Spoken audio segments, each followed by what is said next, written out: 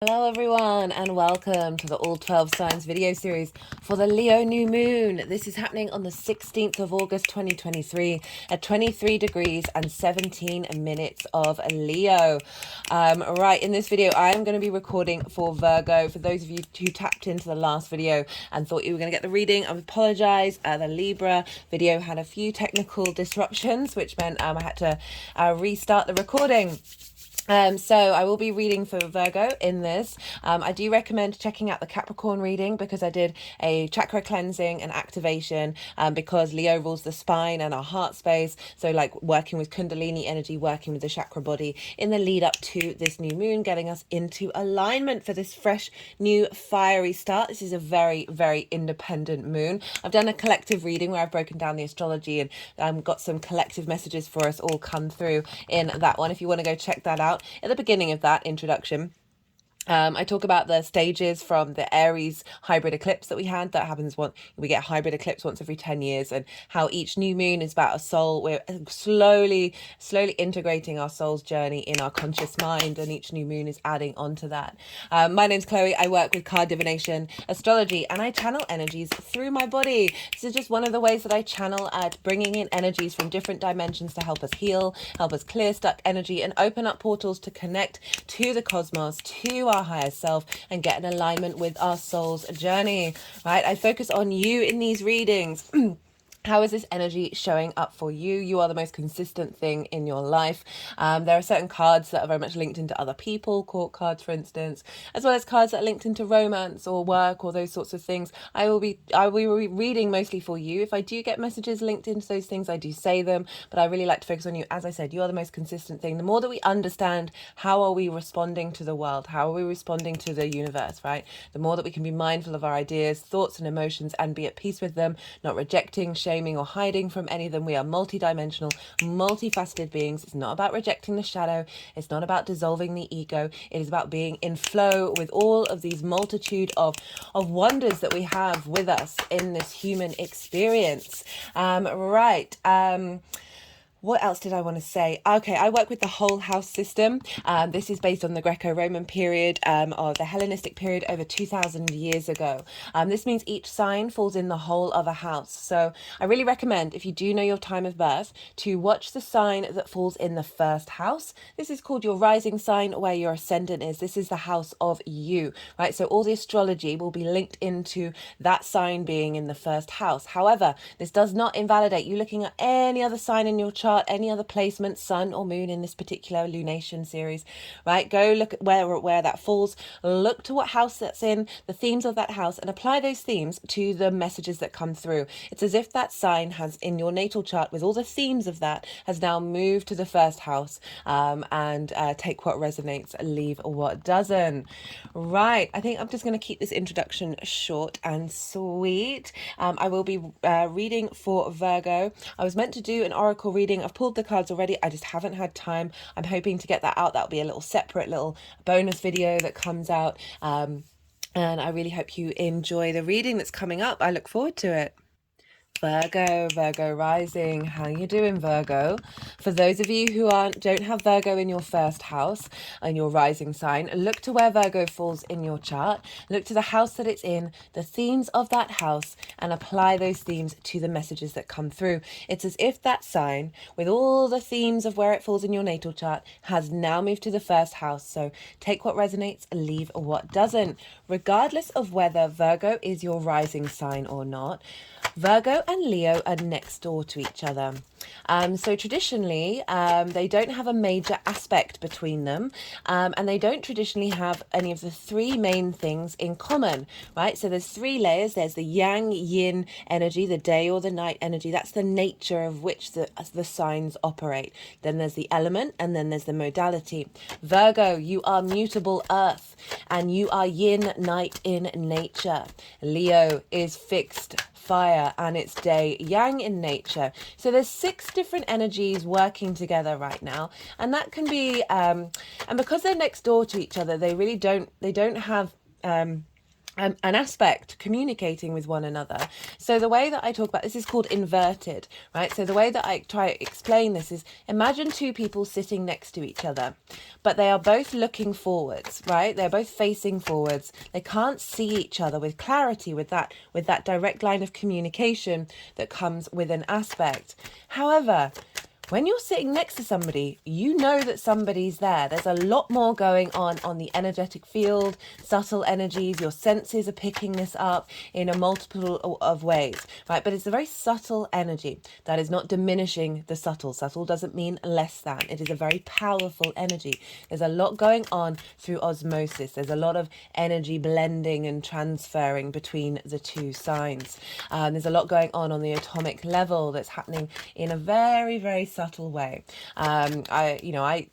Traditionally, these signs can be quite difficult to access from the ascendant. And just generally quite difficult next door to access to one another. However, that's I use traditional aspects, but I also traditional modalities, but I also use my own intuition, and certainly from my own experience having transits in signs when they are next door to one another, still have a lot of powerful resonance with the signs around them. Right, imagine these are realms, right? I always talk about signs as if they are realms. Imagine these are realms that are next door to each other. You know that there's something on your border, right? You understand that there is something that is not quite the way that you operate out there, and there's a curiosity, there's an intrigue, so there's a sort of, and also with, if you think about all the transits moving around, there's like this sense of migration and shifting and bringing of where the planet has come before into the new land. And then flowing from that and back and forth and back and forth and back and forth. So it's wonderful the way all this energy is a vast tapestry of layer upon layer upon layer upon layer upon layer upon layer of time, right? And that time is all at once at the same time. So there's such a blending of evolution, right? The idea that we are unique and therefore separate from everything else, like we have a novel idea, is almost quite anyway, I don't know what I'm talking about there. Well, I was just sort of, we are made up of all that has come before us and all that has come after us, right, in this very moment. Okay, I don't know why I quite went down that route. Anyway, for Virgo rising, so this might just not feel as loud as it could be if, say, it was a squaring your Virgo energy. However, I'm feeling really soft and sort of fluttery. So definitely tapping into that sort of just the energy of this. Sorry, I'm not being very articulate. So for Virgo rising, Leo is in your 12th house. This is the house of mysteries. This is the hidden house. This can be a difficult house. This is a place of withdrawal, of going inward, right? It's the unconscious space, our hidden constructs of who we are. This can lead to anxiety, depression, grief, and loss. All of these things do have a place here. However, that's not the only thing. Once we sort of navigate and work through these spaces, that's where the magic is, right? It's also the occult, that which isn't seen, the hidden house, the house of mysteries. Very, very powerfully magical house. And when we have a transit here, you might just find yourself going more in your own space or contemplating who are you, how do you express yourself, unraveling all the layers of the multi-dimensional, multi-nuanced being that you are, and really embodying that and setting there's a real sense of liberation with this moon. It's very, very powerful for lots of different reasons, which I will get into. The 12th house is also like underneath all those trauma responses and limiting beliefs that are part of our social conditioning, also part of our natal blueprint, right? So that is essentially, you could say, our first trauma, our first imprint that we have, however that shows up. That underneath all of that is your soul, is the magic of your soul and how you express that. And having the light of the sun here, having Leo here, that heart space of how a vibrant inner world, a vibrant inner strength, even though of inner vitality, within you, even though it might be a little bit sometimes difficult to integrate with the rest of the chart. The 12th house can be that which is hidden from you. It can be something that is very intimate to you that others might not be able to tap into. It can also be something that you find it difficult to access and difficult to integrate in the rest of your chart. I always stress with the 12th house that the more that we sit with that energy, the more that we try and integrate it, sometimes it can be really difficult to do so. It can be quite a heavy space. You might find yourself resting a bit more during this new moon, getting downloads in your dream space. That could be a really wonderful way of working with this moon. But the more that we integrate this, the more that the rest of our chart flows, because it is that unconscious space where our needs may not have been met, where our soul flourishes. It's a paradox in the 12th house. And so we've got this new moon. Right, I'm pulling cards for 3 different piles. The first pile is the lead up to this new moon, and this is a combination of energy. Whoa, okay. Love this deck, very slippy. It's got some coating, which means it's going to last for ages, which is fab. But when I'm just feeling very soft and dreamlike with this energy I'm channeling with the 12th house. It's a really, it feels very serene. I feel like anyway, I will go more, I'll be able to explain what this sensation feels like when I talk about the astrology, so you'll be able to connect to it. Right, so this energy leading up to this new moon, this is coming, well, okay, big first major arcana coming card out, major card coming out. Words today. Right, so what was I saying? So the full moon, I work with the lunations from the new to the full moon to the new moon, and constantly in a loop. You can look to the Aquarius full moon that we just had, and this is a step in the integration of those downloads that we've got, and now we're starting again from our heart space, which will then be integrating into the magic of Pisces. Okay, so we can loop that way, but I like to look at the longer term cycles, coming from the full moon that we had in February on the 5th, in Leo. So everything that was culminating there and everything we've now been integrating into this new space, and how are we starting this new chapter with everything that we've already been learning. It's also linked into the fact that the fixed energy for the last couple of years has been going through it. So wherever this falls in your chart, this has been going through a little bit of a bumpy ride.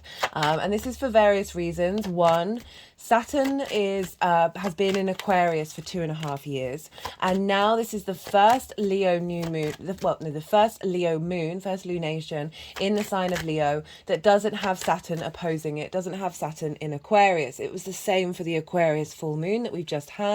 That was a sort of a break away from the weight and the heaviness of Saturn energy. And it's more like that Saturn energy is like steel. It's like having what's the phrase? Something to do with the spine, having metal in the spine. Like that's it's completely gone from me. But there's a coolness and there's a heaviness, but there's a determination and a strength with that Saturn energy. But it can be a lot, right? Especially in its own signs. And especially opposite Leo or Cancer, because it's also, when it's in Capricorn, it's its own sign, because they are the luminaries. And Saturn is the darkest visible planet in the sky. So it has connotations of dimming the light of the luminaries, of not allowing them to bloom in the way that they usually do, in order for you to be able to navigate that energy and find a deeper strength within that, a more resilient energy that actually is coming from a higher place. And so with the oppositions, both to Cancer and then to Leo, we've been going through it a fair amount, and you may have felt a sense of disconnect from the Leo area of your chart, in order to then revamp it and make it stronger and bigger based on integrity and commitment, right? But we've come out the other side of that. And we've also, when we no longer have the nodes in Taurus and Scorpio, so this is where the eclipses have been for the last 18 months. We're going to have another one in Taurus, but that one's still to come, even though the nodes have shifted. But the Leo and Aquarius energy have been squaring these nodes, squaring this fated big energy of eclipses. Squares can bring about manifestation, so it's often been when we've had transits in the sign of Leo and Aquarius that the things things can sort of, like, big stuff can happen, right? So there's been lots and lots of changes in fixed energy. Excuse me, I'm just gonna have to pause. I've got a tiny tickle at the moment, and I'm very mindful of not coughing on camera, because some of you are obviously listening with headphones. Right, so there's been a lot of square energy, which could have brought about conflict and drama and frustration, right? And now the nodes have changed signs as well. They're in Aries and Libra. So Leo can breathe a little bit. We got some heart expansion happening, where Venus is cracking our heart open as well. So this is everything that we've been integrating since that full moon. There's been energetic shifts, and we've been working through some stuff, and this new moon is instigating everything that we've integrated, all the difficulties. The second part is the energy of the moon itself, what it's drawing down and implementing for the next 6 months.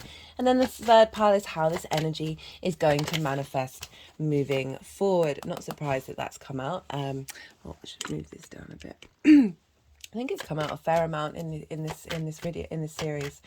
Okay, so there's a lot going on. This is we've also got Venus retrograding in Leo. Hey, Venus. Oh, my toes are wiggling. So right, let's talk astrology. If you haven't seen the Venus retrograde series, I do recommend it. So Venus she retrogrades the least out of everybody. And so when she does, these cards are just flying out, Virgo.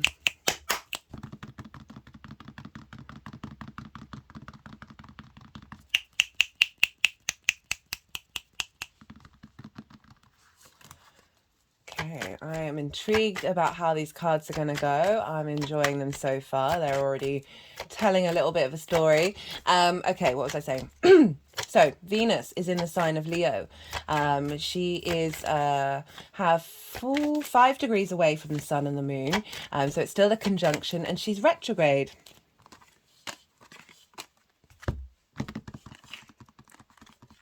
Okay, Virgo, this is the fastest these cards have come out in a long time.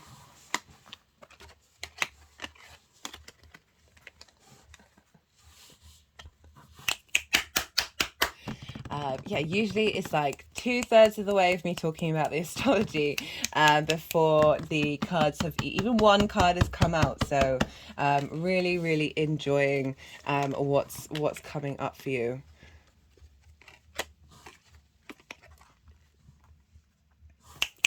So I'm going to talk about the astrology. So Venus, if you haven't seen the Venus retrograde series, I really recommend it because it's in your 12th house. I really feel like this is a very core, heart-cracking, open energy of really tending to the love and appreciation of your heart space that can potentially be hidden, can potentially be a very private part of who you are, as well as the light that you have that is so bright within you.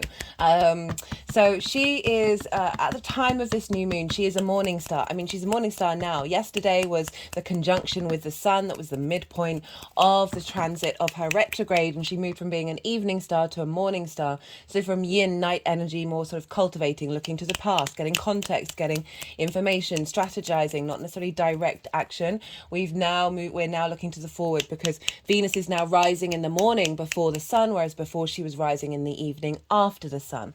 So after the sun's journey, looking back on what's just happened, and now she's looking forward. She's before the sun. She's more forward thinking, action orientated. It's still retrograde, but we are starting to embody and take action and like figure things out, and like figure out how does this feel when we apply this into our life. Still about the nuances. We're still going over old territory. There's still stuff to come in and learn about.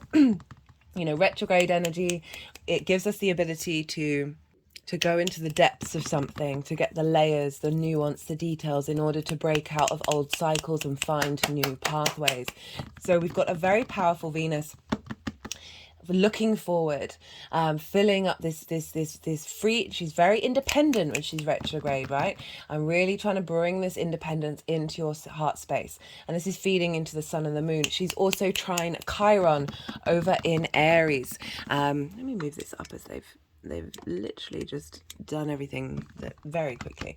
I've got Chiron over in Aries, which for you is your 8th house of your give and take between the outside world. So Chiron's the wounded healer, has been moving there for a while. Okay, this is about deep wisdom and the master teacher energy, but it does often come from a place of pain in these current cycles. That's not to say that we're going to be bound by those forever. Okay. But with this trine, which is an aspect of Jupiter providing wisdom, elevation, and expansion, this is Venus and Chiron talking to one another, and Venus providing love, support, and nourishment of a sense of connection and harmony of whatever those dynamics between you and the outside world, time, money, things, energy. Sometimes we give too much, sometimes we take too much. It's about getting that into balance and not operating from a space of lack, and realizing you have everything you need within you, and then the world opens up to you, right? So this energy is feeding into this new moon, into your hidden house, right? Helping strengthen the unconscious space and finding the wisdom in any hurts you may have had in your life linked into the outside world, and not necessarily getting what it is that you need, right? There's a real strengthening because Venus is harmonizing, that she's bringing in a sense of love, right? Of commitment, not of commitment. That's Juno. She's coming up. Right. Speaking of commitment, Juno, we've got 2 asteroids in the sign of Leo. Commitment is Juno, right? Juno is the asteroid linked into commitment, your ride or die. She has just entered Leo at the time of this lunation, right? She is bringing, so very powerful energy. So I want you to remember this commitment energy when I talk about the other aspects, because the other aspects are incredibly independent and really wanting, and this Juno is saying, commit to this. Let's commit to this new cycle. This is being seeded into this new moon. So this is not necessarily about taking action.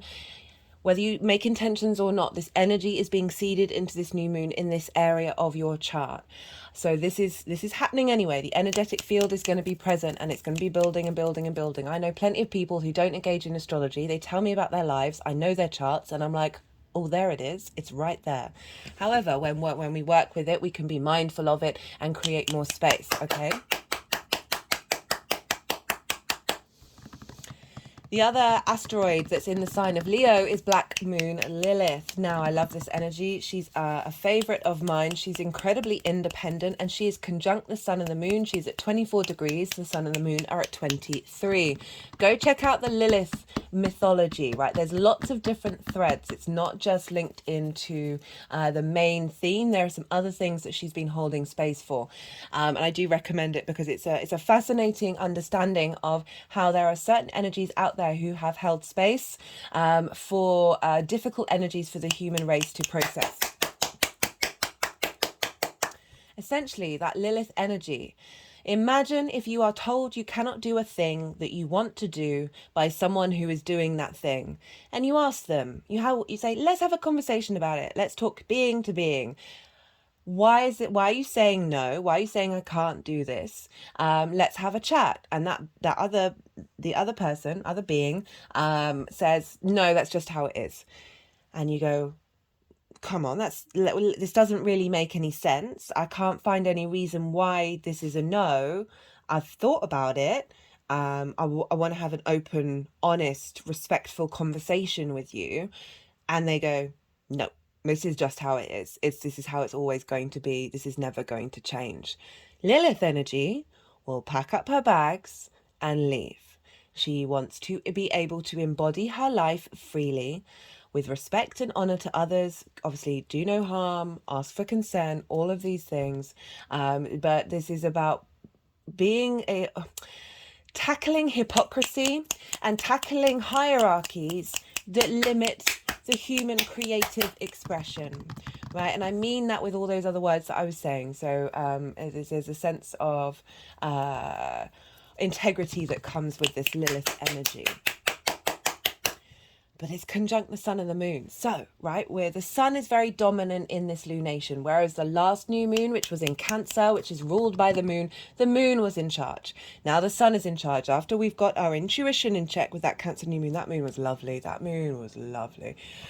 was a very sort of deep, soft, transformational energy. And this feels very fiery yet loving. It's just cracking open love, and just, and I mean love in a very grounded, real, honest, compassionate, empathetic way. It's not all everything's well, anyway, I'm not going to go into that.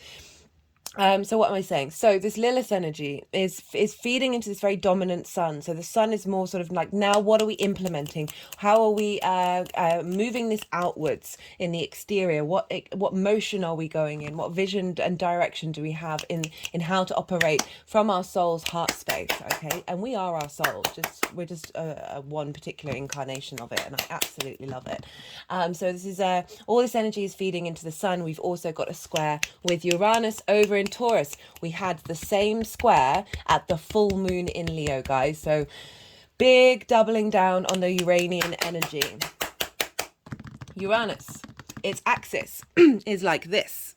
And all the other planets in the solar system are like this. All its moons are retrograde. Its north pole points towards the sun. My favorite part of it. Essentially, Uranus is Uranus is confident and comfortable being the oddball of the universe, of the solar system. Sorry, let's bring it back in, because that works. And is confident and comfortable being itself and wants us to be so. It's a liberator, it's a rebel, it's the maverick, it's going against the norm, right? So its axis is different, its moons are all retrograde, its north pole points, so it's different to the other, so it's breaking the grain, right? Breaking out of convention.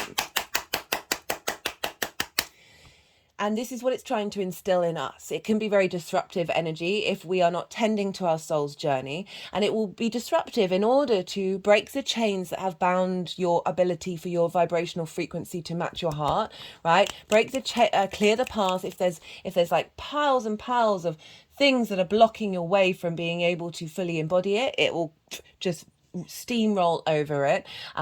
Its moons are retrograde, so this means it's has an incredible depth and nuance in its emotional, intuitive understanding about the actions that it needs to take in order to make sure your needs are being met.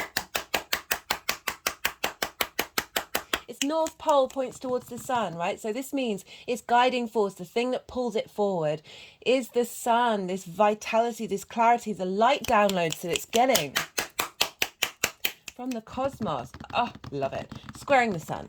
So very independent energy. Wants to liberate you. Wants to set you free. And so this is a square. This is an aspect of Mars. Can bring up conflict, drama, frustration, all of these things, right? I always say if these things show up, they're either helpful tools to let you know what's still triggering you, so you can then sit with that, integrate it and work with it, or bring up situations that are difficult that had previously triggered you, but now you're moving through them in a different way and you're responding in a different way. This brings a holistic integration of something that you may have worked through mentally, but you haven't actually put into practice. The universe can come along and provide you with situations where you're like, are you going to repeat the cycle? Are you going to do something differently? And it can help like really integrate the energetic body, the emotional body, and your physical body feel safe in a situation that it might have actually felt very anxious in. So it's really helping clear out that energy if those things do happen. However, this is manifestation energy, a square, like it's friction. And it's a 90-degree angle, you push your fingers together, do it at home, like push really hard and feel the power behind that, right? Feel that sort of the fact that there's that intensity that is bringing a sense of two atoms rubbing against one another. We need friction in order for this 3D linear time frame construct dimensional reality that we are consciously aware that we are in order to bring into manifestation, right? With two atoms, if the atoms weren't bumping up against one another, we wouldn't have time or space. So we need that friction in order to create. And we've got this square, which is nearly exact. Uranus is at 23 degrees and 0 minutes, so exactly at that degree. Squaring this, instigating, all this energy is feeding into this new moon. It's starting a whole new 6-month cycle. Just phenomenal. And so we're bringing in this manifestation energy of you with your heart space. This Leo, this courage, the ability to see your own light and see the light of others and realize that that is a state of abundance. You've got a sun in your heart, your generator. Our generators are so strong.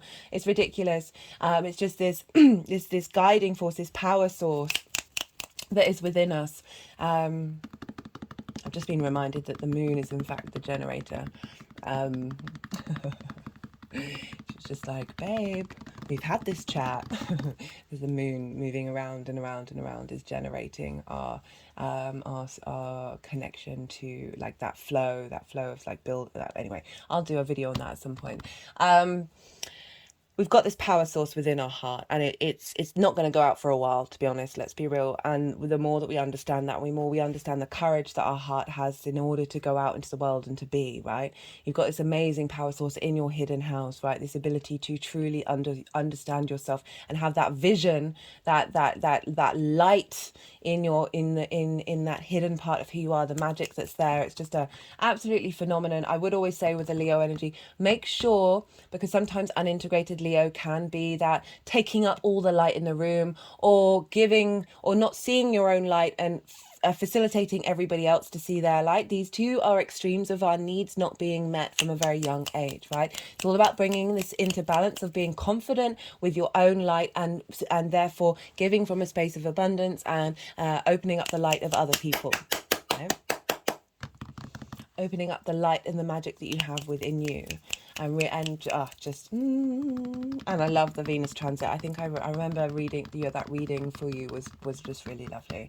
Right, what else is going on? I talked about the nodes earlier. Now the nodes are making soft, harmonious aspects to the sun and the moon. We've got the North Node in Aries, where Chiron is trining the moon and the sun and Lilith, right? Where are we headed? What are we striving for? The embodiment of self. That Aries, very independent energy, feeding wisdom into this new moon of where we're headed on this eclipse journey, and in getting opening our heart to that journey, and opening our vibrational frequency of our heart to draw in situations that are matched into that alignment. Having a reboot in those trauma responses and limiting beliefs. I really feel that for this new moon for you. Whatever you may have lingering, you may have done a lot of work already, but trust me, there's still stuff there, and it is a slow integration practice. There are some things that you can do that can help completely radicalize that and change that completely. But it is about being able to navigate that and finding this new ease without those oppositions and those squares in the next part of the journey, to integrate all of that and then really allow that magic to flourish, right? We've also got the South Node in Libra, which for you is in your value, right? How do you value yourself, your resources? What do you value? How do you make your money? The tools that you have in order to manifest in the world, right? So most importantly with this one, how do you value yourself? The more that we're in alignment with the truth of that you are part of the universe, you are a phenomenon, you are a multidimensional, multifaceted phenomenon that is coming to this world, and the joy of that is just you're third generation stardust. You are a star being. Like there's a lot going on to create the wonder that is the human being and you and we. Yes. So South Node in Libra, helping you really harness your skills, right? So there's you're comfortable in this area, you're getting comfortable with valuing yourself, and therefore you're really able to sort of really build on the tools that you have in order to manifest.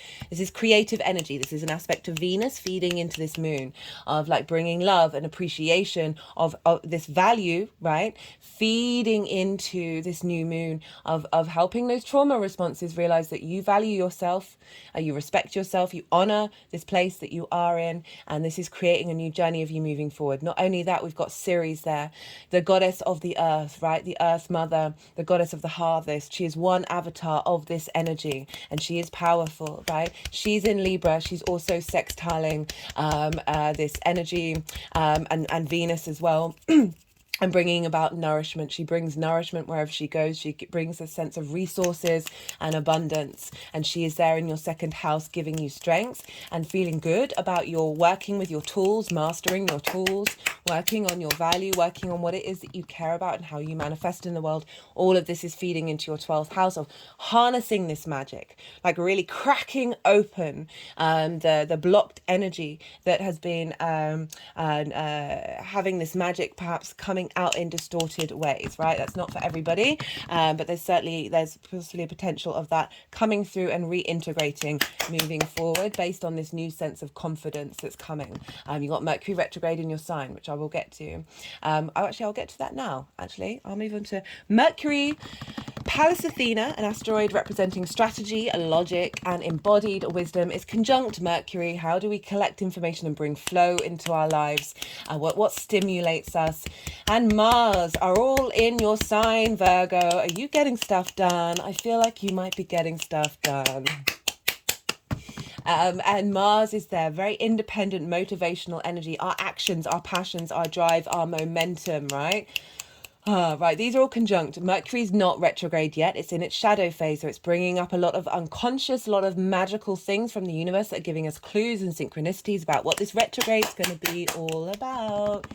And this is Mars is going to be exactly trine Uranus just after this new moon is exact. So on the same day, it's going to be exactly trine Uranus. We're not going to get another trine with Mars and Uranus until the end of January next year. Mars is very independent. Uranus is very independent, and they are talking to each other by trine with the support of Mercury and Pallas, Athena bringing in wisdom. So it's like Mars is saying, hey, Uranus, cool story, bro, right? I like what you're saying. I like your intentions. I like your desire to bring this energy into this person, right?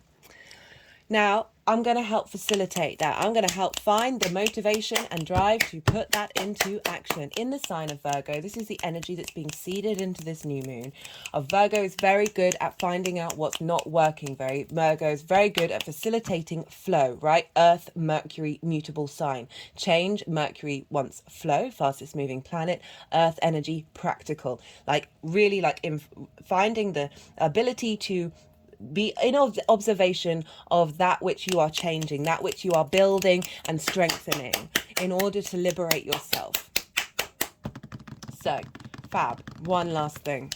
We've got Vesta over in Gemini, squaring your Virgo energy. For those of you who've not checked out the Mercury transit video, I do recommend it. Obviously, you've got Mercury transiting in a retrograde in your sign. The aspect it's going to be making to Vesta is my favorite of that transit. I talk about the mythology of Vesta in great detail in that transit series. It's in the description box which video I did a collective reading for. So go check that out if you're interested. I'm only going to touch on her very lightly. But she represents devotion. She represents the inner home, the space, the domestic space, this inner flame that we have within us.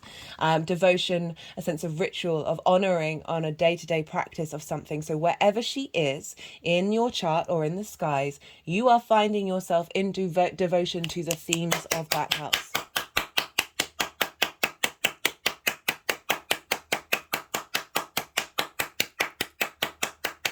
And where is she, Virgo?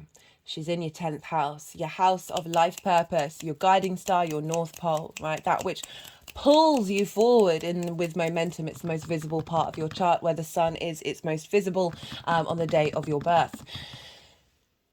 It's also about career. I separate these two because your life purpose isn't always your career. Sometimes your career is facilitating your life purpose. It's going to be very nuanced. It's also about your reputation, how other people, the big world sees you. It's also linked into bosses, a sense of authority. So Vesta's here. In devotion to your life purpose, in devotion to developing your career, working on it, whatever that is, whatever that looks like, that energy is feeding by sextile into this sun and moon, into your hidden house, the magic of your soul, right? So she's saying, okay, so Juno and Vesta kind of saying, right, everyone here, right? You all want these very independent things, but can we get this in a line with commitment and devotion?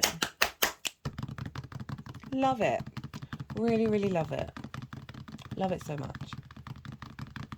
Okay. Well, I was going to say, I can say it, because I'm so used to shuffling and so used to the cards being everywhere, because the energies haven't been this fast. I don't think ever, Virgo. They were just flying out. So this is when I usually say we've just had the Yang Day action side of the reading, right? The extrovert, the stimulation, all the information and the action, the go, go, go, go, go. Right, this is usually when I say, let's be quiet, let's go into the yin, night, rest and digest. We need our action, we need our sleep. If we don't get sleep, if we don't process things, we go mad, right? So allow all that information to settle, let it just soften your mind. If any intuition hits, come up, fantastic. If they don't, it doesn't invalidate your experience. Just let it all integrate. I was going to say we're going to do some energy work and then the energies are going to move the cards around into the piles, but they've done that already. So we're just going to do a bit of energy work. I'm going to go quiet and then I'll bring in can you see there's a spider? She's been hanging out. She's a bit scared by the clapping, but she keeps determinedly coming onto the altar in this reading. What was I saying? Right. So I'll come back round and I'll bring in the tarot with everything that I've just said.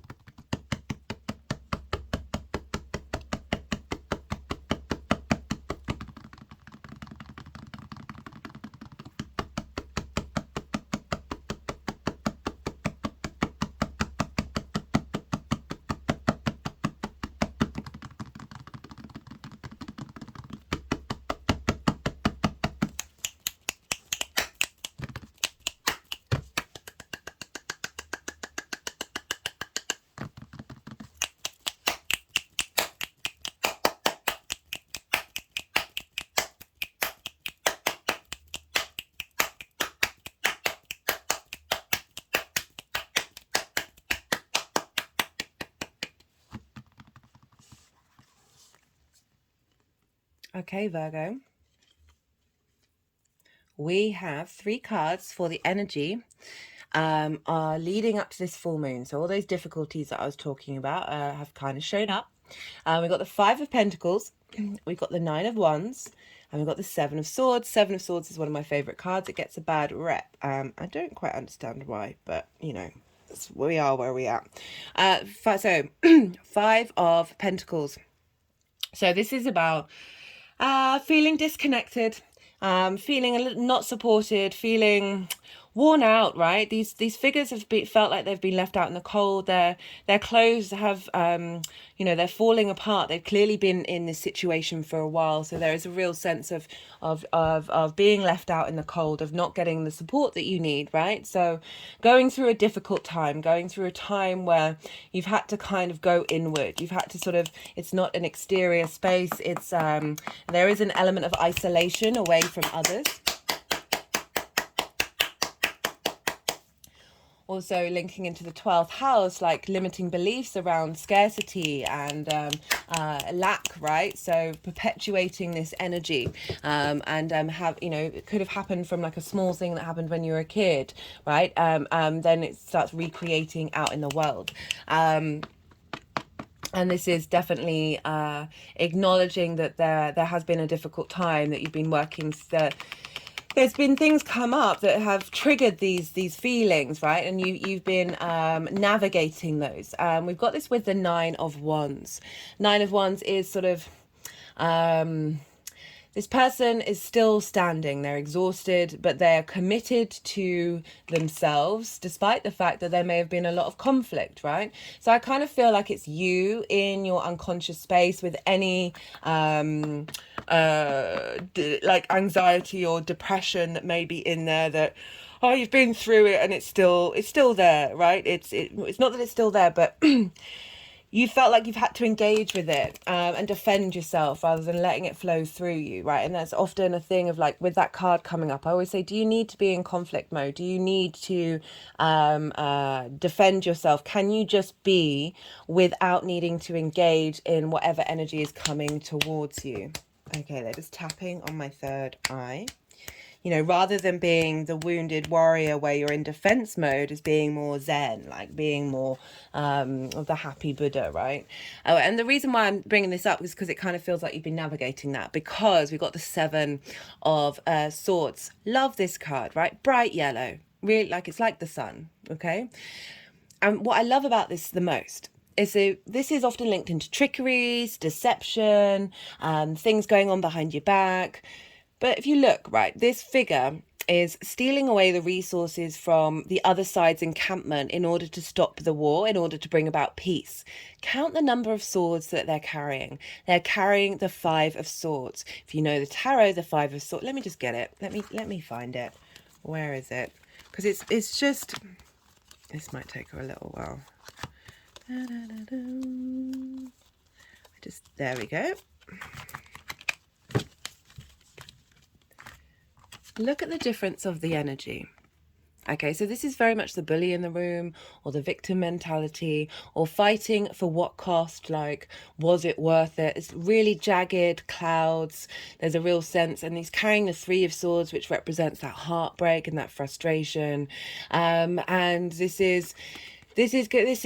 taking the Five away. He's taking that conflict away. He's bringing about a sense of peace, right? The Two of Swords is about finding inner peace, right? She's got two swords and she's blindfolded, but the water behind her is really calm. There's a moon in the sky. It's about going into that inner space and finding a new way of navigating conflict and lack and separation, and not feeling support, and finding balance and finding that light, that inner zen within you.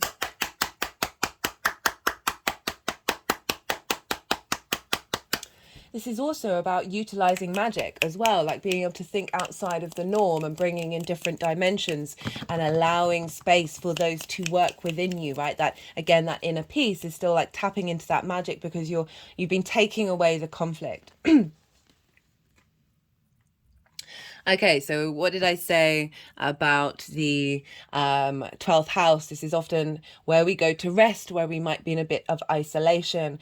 And here we have the Four of Swords. So this is the energy of the moon that's being seeded at the time, right? And so this is what is going to get cultivated. We've got the Four of Swords and we've got the High Priestess. Now, when that High Priestess came flying out, I was like, oh, that's the energy that I was channeling.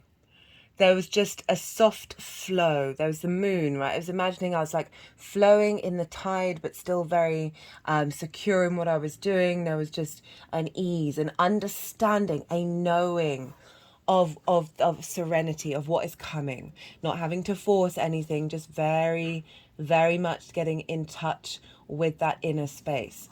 So we've got the Four of Swords. This is about rest. You see, this first person is able to lie and be still. It's following the Three of Swords, and you notice there are three swords hanging here. They are no longer in the heart. This person is in a church. This represents being held by something bigger than yourself, right? 12th house, very magical. And this person is in a state of rest and a state of prayer. You know, it doesn't just have to be prayer. It can be contemplation of finding peace and serenity to understand the wisdom of these swords and the truths that they have helped reveal to you, because we have the Ace of Swords all along the spine, finding truth, clearing out mental trauma, limiting beliefs along your spine. Leo rules the spine, Kundalini energy. My spine is just doing okay. Oh, did you hear that crack? Just had a spine crack. They had me bend all the way back. Oh, that felt nice. This is just feeling serene in your thoughts, right? Serene in that contemplation, it's that inner unconscious space. And we've got the High Priestess. Oh, she is the moon, right? She who knows all. She doesn't need to force the situation. She doesn't need to control anything. All that is comes towards her. And this is really about faith in yourself, faith in your intuition, faith in your knowing, and being able to feel at peace with that, right? She's got the yin and the yang in the pillars between her. And this is really saying that this is cultivating this real deep connection to your unconscious space, to your knowing, to know that your soul and all the guides that help it and help you are navigating a journey that is now more in alignment with serenity and peace.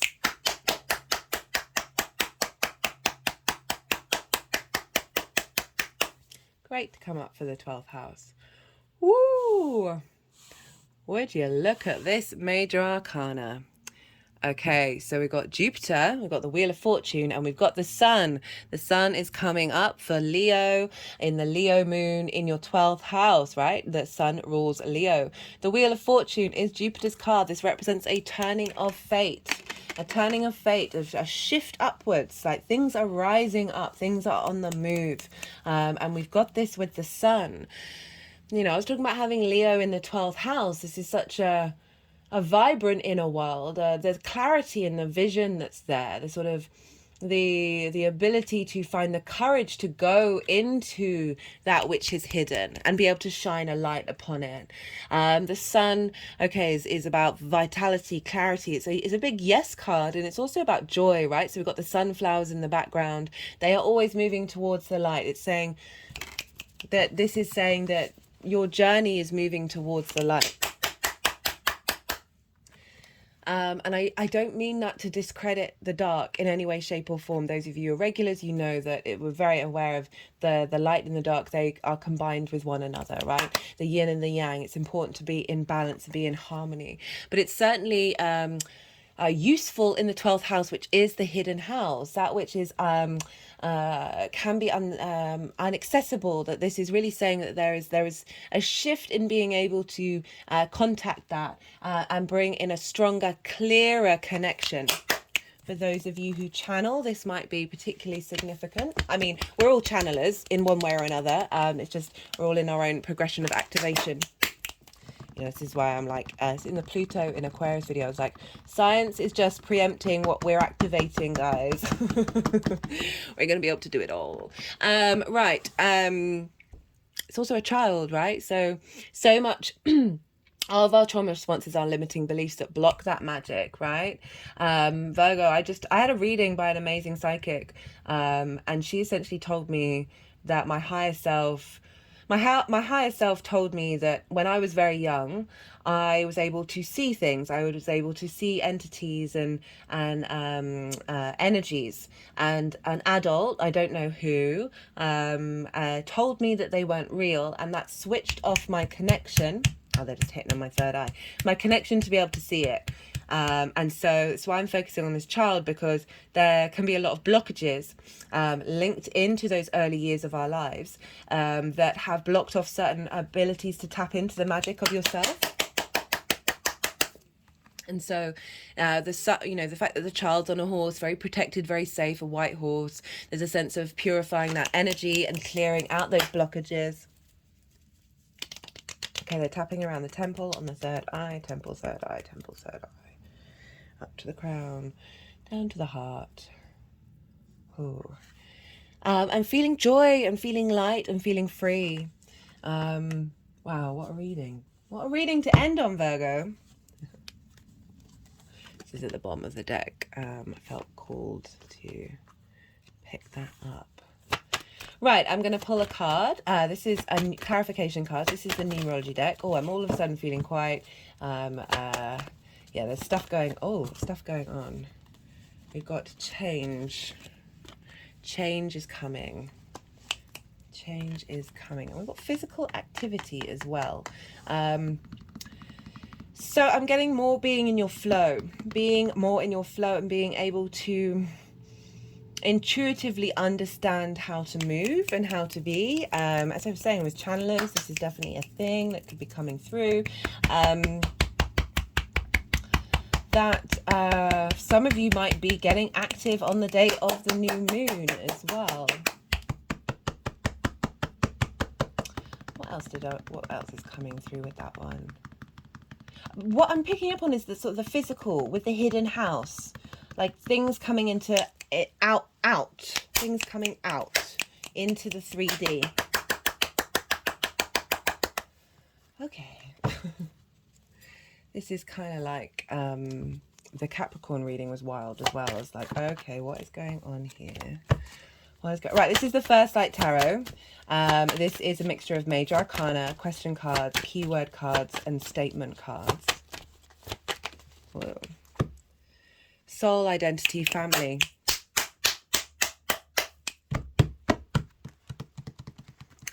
There's a lot going on in the hidden house, guys. There's a lot going on. It's not just you in there. I mean, it is also just you because we are everything. But yeah. Love that coming in. Just cut the deck and got the World card. Renewal, rebirth, reincarnation, celebration.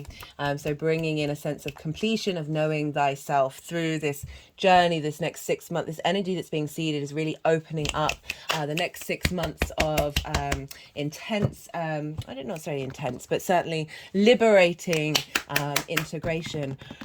Right, Virgo, I'm going to leave it at that. That was quite a reading. I hope you enjoyed it. Don't forget to hit that like button. All interaction on the channel is very much appreciated. We are a growing channel, and so that helps the algorithm get it out there. I love to hear from you about the astro weather, so do drop me a line and I will get back to you. It's always lovely to hear what's going on in the world with everybody. Be good to yourselves, Virgo. Be good to those around you, and most importantly, be well until we meet again.